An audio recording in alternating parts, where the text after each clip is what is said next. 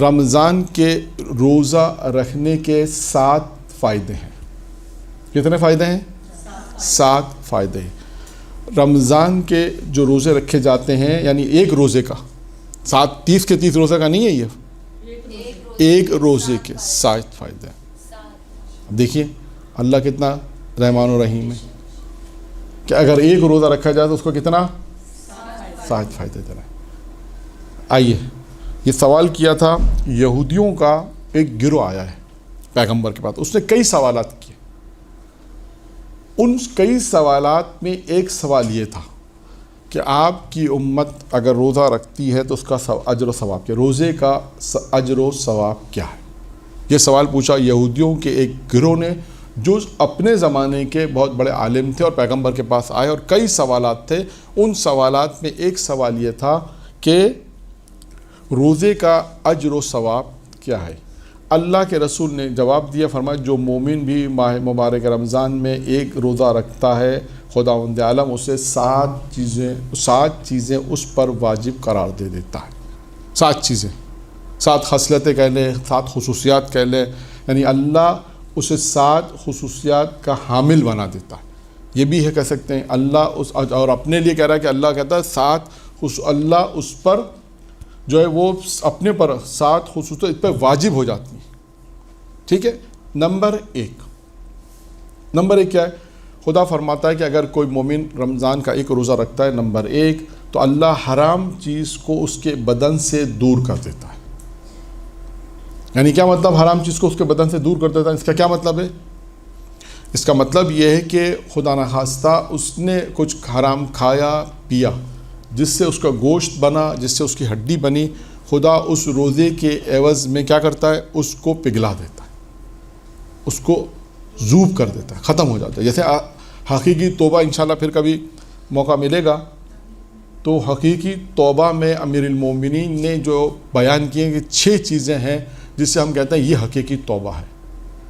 ایک دفعہ تو ہم سرسری توبہ کرتے ہیں، وہ نہیں. حقیقی توبہ کسے کہتے ہیں؟ یہ امیر المومنین کی ایک روایت ہے جس میں 6 چیزیں امیر المومنین نے بیان کی. اس 6 چیزوں میں ایک چیز یہ اس طرح ہے کہ اگر کوئی سچی توبہ اسے کہتے ہیں کہ جس اس طرح توبہ کرے کہ اگر اس کے جسم میں حرام کھا کے اس نے اگر اس کا گوشت حرام سے بنا ہے، اس کی ہڈیاں حرام سے مضبوط ہو گئی ہیں، تو اتنا اپنے آپ میں اتنا توبہ اس طرح توبہ کرے کہ وہ ہڈیاں اور گوشت جو ہے وہ حرام سے بنا ہوا ہے وہ ختم ہو جائے، گلا دے. ہاں، گلا دے، اور اتنا گلا دے کہ وہ پھر بعد میں اس پہ حلال چڑھ جائے.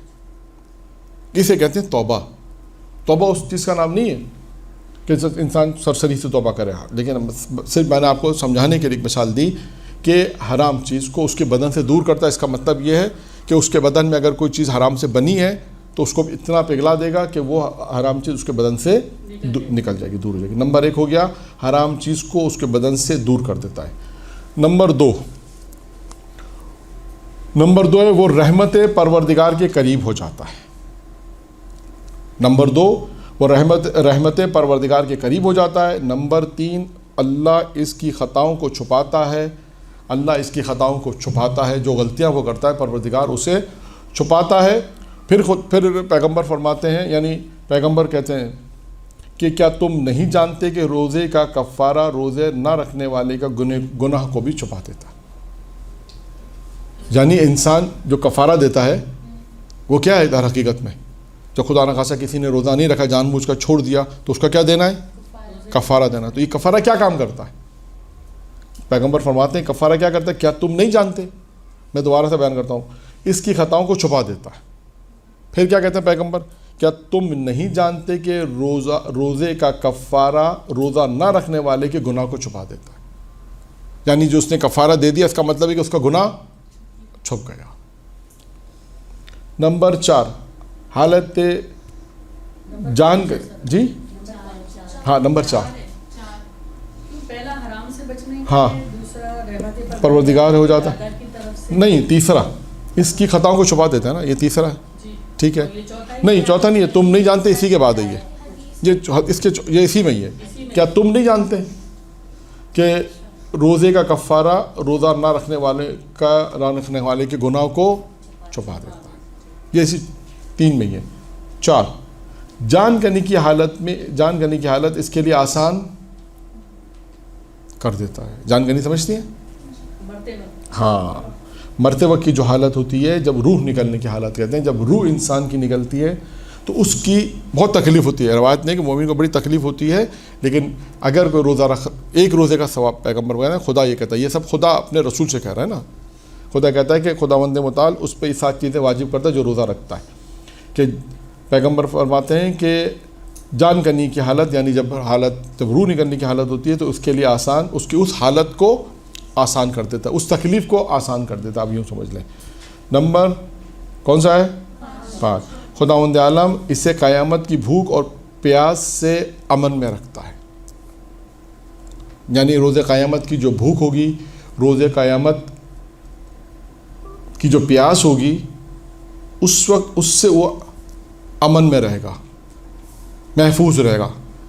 یعنی وہ اس وقت روز قیامت کی بھوک اور پیاس، اور جو کہتے ہیں نا روز قیامت کی بھوک اور پیاس بہت شدت والی ہوگی، تو جو روزہ رکھے گا روز قیامت میں پروردگار اسے روز قیامت میں خداوند متعال اسے اس قیامت کی بھوک اور پیاس سے امن میں رکھے گا. نمبر 6. خداوند عالم آتش جہنم کو اس سے دور رکھے گا. آتش جہنم اس سے دور رہے گی. نمبر 7 اور آخری، 7واں اور آخری کیا ہے؟ خداوند عالم اسے جنت کی پاکیزہ غذائیں کھلائے گا. خدا کیا کرے گا؟ جنت کی پاکیزہ غذائیں اسے کھلائے گا. تو 7 چیزیں ایسی ہیں کہ جو اللہ کے رسول یہ فرماتے ہیں کہ جو شخص رمضان کا ایک روزہ رکھے گا. اب آپ سوچیں کہ ایک روزہ رکھنے پر اتنا ثواب ہے، تو انسان اگر 30 روزے رکھے گا تو پروردگار اسے کیا دے گا؟ تو یہ ایک روایت مختصر ہم نے بیان کی کہ اس کے رمضان کے واجب، اگر ایک واجب روزہ رکھتا ہے، اللہ کے فرماتے ہیں تو اللہ 7 چیزیں اپنے اوپر واجب قرار دے دیتا ہے، اور ان کو وہ جو روزہ رکھے گا اسے یہ 7 چیزیں خداوند متعال عطا کرے گا.